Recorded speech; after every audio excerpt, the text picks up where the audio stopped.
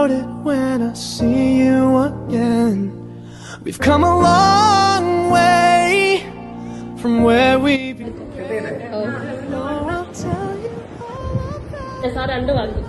Actually എനിക്ക് വലിയ പ്രശ്നമൊന്നുമില്ല. നിങ്ങൾ വിചാരിച്ചു കഴിഞ്ഞാൽ നിങ്ങൾ കുറെ കുട്ടികൾ കംപ്ലീറ്റ് ചെയ്യും, ഉറപ്പായിട്ട് കംപ്ലീറ്റ് ചെയ്യും. എല്ലാ ഭാവങ്ങളും നേരിടും, നല്ല ഭാവി ഉണ്ടാവും.